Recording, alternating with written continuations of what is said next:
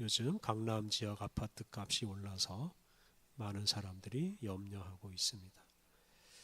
대개 강남 아파트 가격은 서울 다른 지역 아파트 값보다 서너 배가 비쌉니다.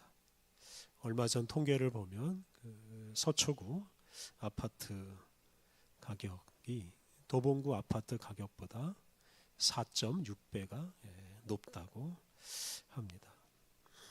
최근에 서울뿐만 아니라 전국의 아파트 가격이 다 하락했는데 유독 이 강남의 아파트 가격만 많이 올라갔습니다.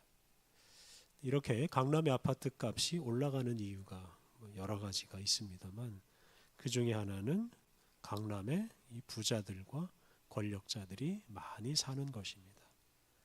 국회의원이나 고위공직자들 중에 이 강남의 아파트를 소유한 사람들이 참 많습니다. 그런 사람들이 정부 정책을 결정할 때 강남의 아파트 가격이 떨어질 정책을 잘 시행하지 않습니다. 높은 아파트 가격 때문에 혜택을 보는 사람들이 정책을 결정하다 보니까 이렇게 강남 아파트 가격은 떨어질 줄 모르고 오르기만 합니다.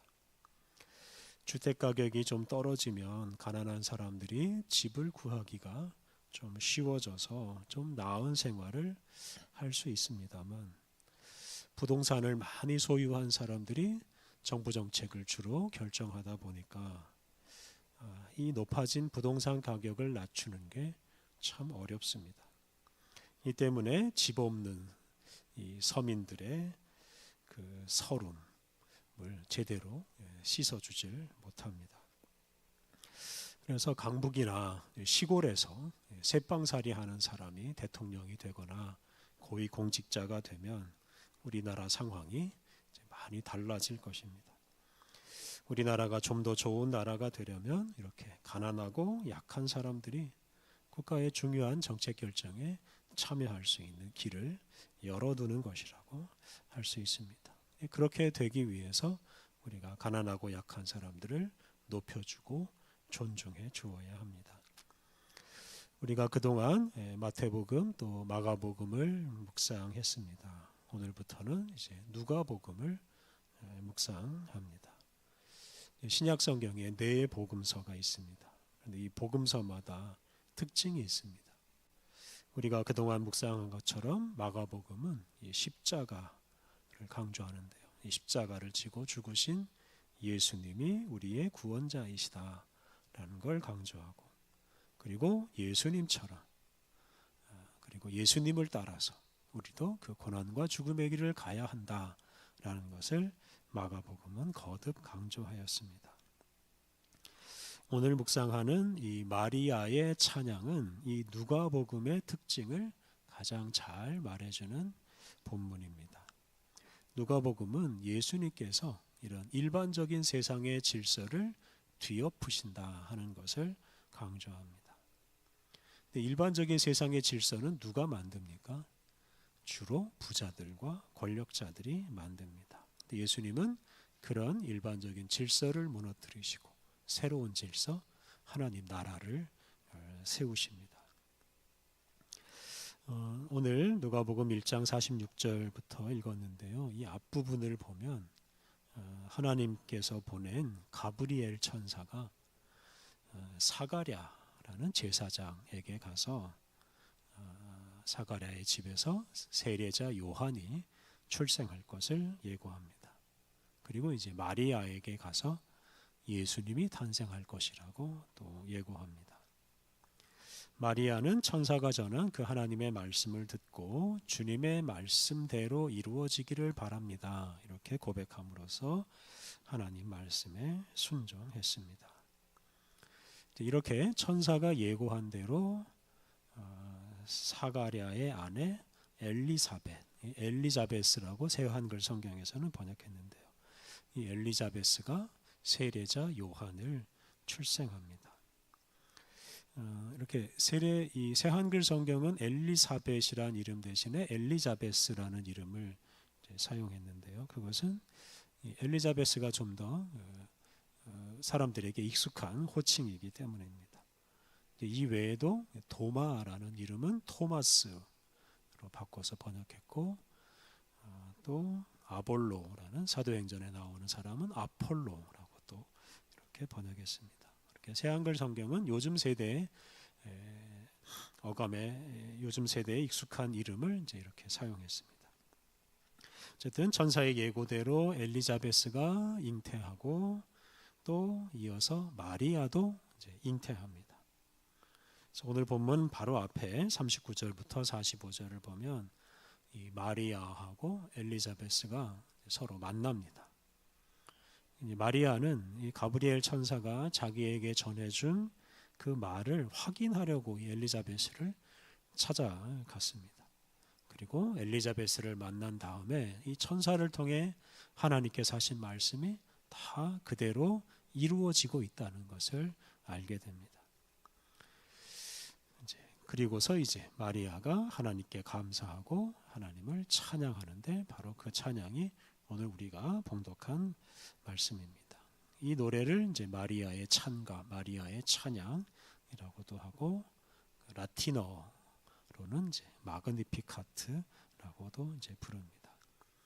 이제 이 노래를 자세히 살펴보겠습니다. 먼저 46절, 47절 말씀 우리 다시 한번 새한글 성경으로 읽겠습니다. 46절, 47절. 그러자 마리아가 찬양했다. 높여드리네. 내 영혼이 주님을 기뻐 뛰었네. 내 영이 내 구원자 하나님을 생각하며. 마리아가 하나님을 찬양하기 시작합니다. 그의 영혼으로, 그의 마음을 다해서 그의 구원자 하나님을 찬양합니다. 48절 이하 말씀은 마리아가 하나님을 찬양하는 이유입니다. 하나님께서 마리아에게 해 주신 일들을 이제 하나하나 말합니다. 48절을 새한글 성경으로 읽겠습니다. 48절. 주님의 종인 나의 낮음을 굽어 살피셨기 때문이네. 아, 이제부터는 나를 복있다고 할 것이네. 모든 세대가. 마리아는 주님의 종인 자신을 하나님께서 굽어 살펴주셨다고 하였습니다. 이 당시 마리아의 나이는 이제 15살 전후일 것으로 대개 추정합니다.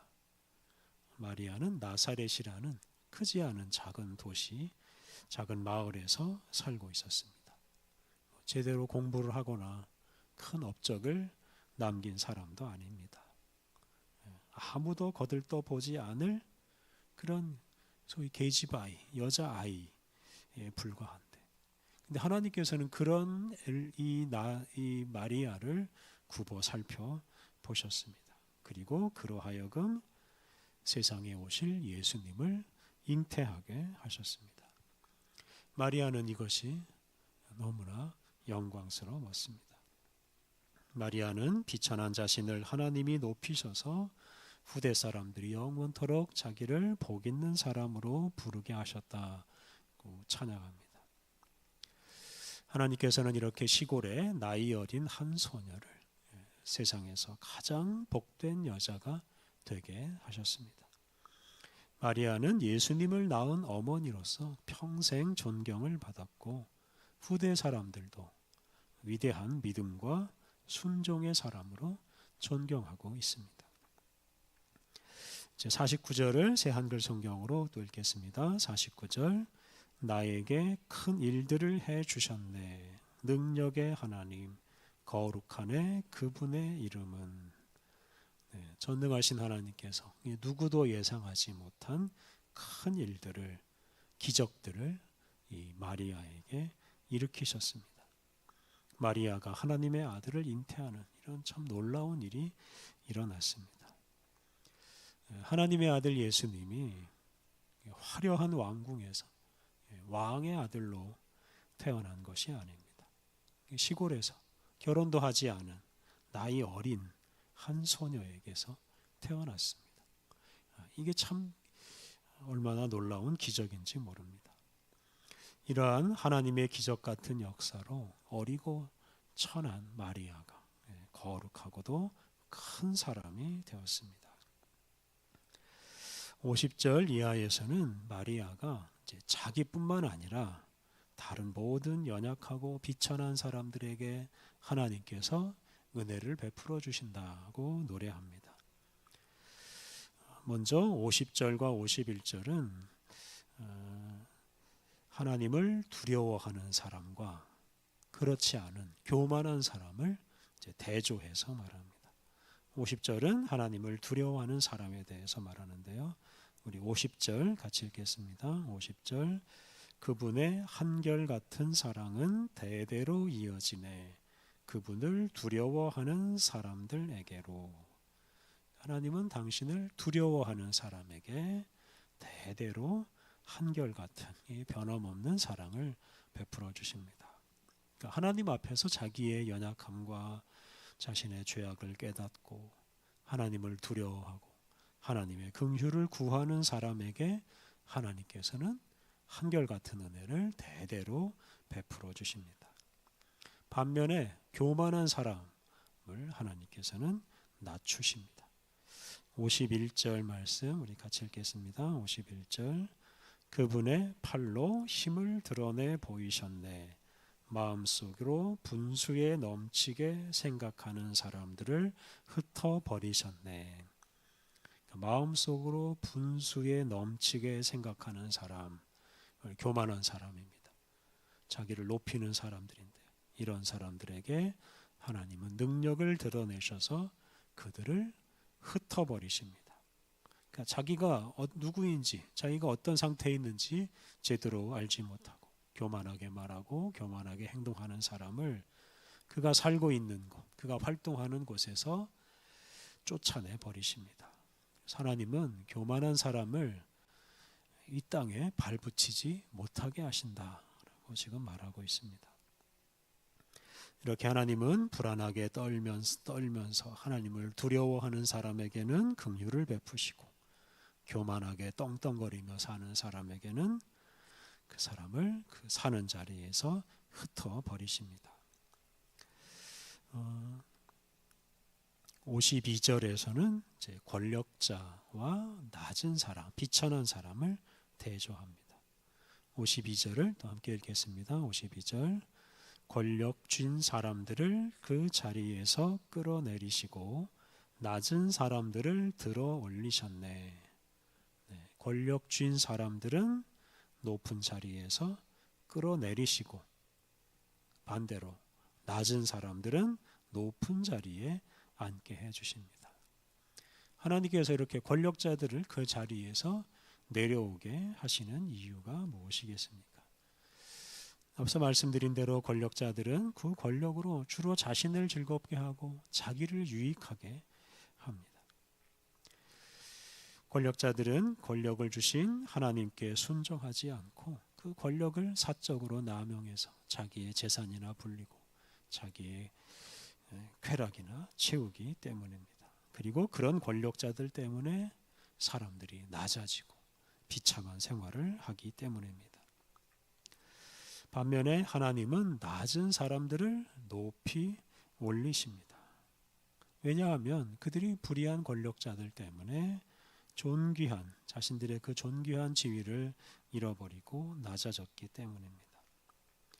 이렇게 하나님께서는 세상의 권력자와 낮은 자의 이런 지위를 역전시키셔서 권력자들이 만들어 놓은 그런 불의한 세상을 무너뜨리시고 또 새롭게 하십니다. 53절에서는 가난한 사람과 부자를 대조합니다. 53절 우리 같이 읽겠습니다. 굶주린 사람들을 좋은 것으로 배불리 먹여주셨고 부자들은 빈손으로 되돌려 보내셨네. 하나님께서 배고픈 사람에게는 좋은 것을 주셔서 배부르게 하시고 부자에게서는 다 빼앗아서 빈손이 되게 빈털터리가 되게 만드십니다. 이렇게 하나님께서 잘잘못은 따지지 않고 권력자와 부자는 낮추시고 낮은 사람과 가난한 사람을 높여주시는 것이 좀 이상하게 여겨질 수도 있습니다. 그런데 이 당시 사회는 이 권력자와 부자의 횡포가 아주 극심하던 시대입니다. 예를 들어서 로마라는 나라, 그리고 그 나라에서 파견한 총독과 군인들과 여러 권력자들은 이 이스라엘 민족을 억압하고 착취하였습니다. 그 권력자이고 부자인 로마 때문에 힘이 없고 가난한 유대인들은 수없이 많이 다치고 죽었습니다. 하나님께서는 그러한 세상을 그냥 두지 않으십니다. 결국은 로마 제국은 망하게 하시고 학대받던 나라들 이스라엘 민족은 해방되게 하십니다. 하나님은 특히 이런 로마 제국같이 강하고 큰 나라가 아니라 주권을 잃어버리고 노예나 다를 바 없이 생활하던 이스라엘 민족을 통해서 당신의 아들 예수님을 세상에 보내셨습니다. 마리아는 바로 이러한 하나님의 섭리를 찬양합니다. 오늘 본문 마지막 부분 54절, 55절에서 마리아는 이스라엘 민족에게 베풀어 주신 하나님의 은혜를 찬양합니다. 그래서 마리아는 로마에게 학대받던 그 이스라엘 민족의 일원인 자기를 통해서 일하시는 하나님을 찬양합니다. 우리 54절, 55절 함께 읽겠습니다. 그분의 막 일꾼 이스라엘을 도우셔서 한결같은 사랑을 잊지 않으셨네. 우리 조상들한테 말씀해 주신 대로였네. 영원히 아브라함과 그의 후손을 위해서였네. 네, 하나님은 당신의 일꾼인 이스라엘 민족을 잊지 않으시고 한결같은 사랑을 베풀어 주시고 도와주십니다. 로마의 그 억압 아래에서도 민족 정체성을 잃지 않게 하셨습니다. 특히 아브라함을 비롯한 이스라엘 민족의 조상들에게 약속하신 대로 이스라엘 민족을 보호하실 뿐만 아니라 그들을 위해서 예수님을 세상에 보내주셨습니다. 하나님은 이스라엘 민족을 위해 또 이스라엘 민족을 통해서 메시아 예수님을 세상에 보내셨습니다. 하나님은 로마에게 억압받던 이스라엘 민족 안에서 예수님이 탄생하게 하시고 이 이스라엘 약소 민족을 통해서 예수님을 통해서 온 인류를 구원하는 기쁜 소식을 전해 주셨습니다. 그래서 예수님 덕분에 이스라엘 민족의 이름도 높아지게 되었습니다. 이 마리아 같은 어린 소녀나 이스라엘 민족 같은 약소 민족은 하나님의 보호하심이 없었더라면 오래전에 망하고 사람들의 기억 속에서 벌써 사라져 버리고 말았을 것입니다. 부자와 권력자들이 만들어가는 세상에서는 가난한 사람과 낮은 사람이 제대로 자기 역할도 못하고 제대로 자기 인생을 살지 못하기 때문입니다. 인류 역사에서 참 오랜 시간 그런 일들이 반복되었습니다. 그런데 그 약소민족 이스라엘에서 특히 어린 소녀 마리아에게서 예수님이 태어나면서 이 세상에 새로운 변화가 일어나기 시작했습니다. 세상에 오신 예수님은 높은 사람이나 부자를 찾아다니지 않으시고 당시 사회에서 버림받은 사람들, 가난한 사람들, 병든 사람들을 먼저 찾아가셨습니다. 예수님은 낮은 자를 높여주시고 가난한 자를 부유하게 하시고 배고픈 사람을 배부르게 하셨습니다. 예수님은 이러한 방식으로 죄로 물든 세상의 질서를 뒤흔드시고 이 땅에 하나님의 나라를 선포하시고 이루어 가셨습니다. 그래서 예수님이 오심으로 이 세상의 질서가 근본적으로 변화되기 시작했습니다. 돈이나 권력으로 유지되는 세상은 무너뜨려 버리시고 오직 하나님의 뜻이 이루어지는 세상을 만들어가기 시작했습니다. 그리고 예수님께서는 반드시 그러한 세상을 완성하실 것입니다. 그래서 이 세상 질서와는 완전히 다른 새하늘과 새 땅 하나님의 나라가 우리 가운데 이루어질 것입니다. 우리는 하나님 나라를 완성하실 예수님을 기다리며 살고 있는데요. 우리는 무너져버릴 이 세상 질서를 따라 살지 않아야 합니다. 다시 말하면 단지 돈이나 권력을 얻기 위해 살지 않아야 합니다. 부자나 권력자가 되어서 다른 사람 위에 군림하면서 하고 싶은 거 마음대로 하며 살겠다라는 생각은 지극히 어리석은 생각입니다. 마리아처럼 또 예수님처럼 가난하고 낮은 사람이 되어서 가난하고 낮은 사람을 높여주시는 하나님의 은혜를 경험하고 그러한 하나님을 찬양하는 사람으로 살아가야 합니다. 우리가 그렇게 살아갈 때 우리를 통해 새로운 세상, 하나님 나라를 만드시는 예수님의 복음이 널리 전파될 것입니다. 우리 함께 기도하겠습니다. 하나님, 주님은 우리를 그리스도 안에서 새로운 피조물이 되게 하십니다. 새로운 가치관을 가지고 새로운 세상을 바라보며 살게 하십니다. 낮은 자를 높이시고 높은 자를 낮추시는 하나님, 가난한 사람을 부유하게 하시고 부유한 사람을 가난하게 하시는 하나님, 우리가 이 땅에서 이 땅의 질서를 따라 살지 않게 하옵소서. 세상의 질서를 역전시키는 하나님의 뜻을 따라서 우리가 더 낮아지고 더 가난해지게 하옵소서. 당신의 모든 것을 내어주시고 고난과 죽음의 자리까지 낮아지신 예수님처럼 살게 하옵소서. 그러한 삶으로 하나님 나라를 전파하게 하옵소서. 예수님의 이름으로 기도드립니다. 아멘.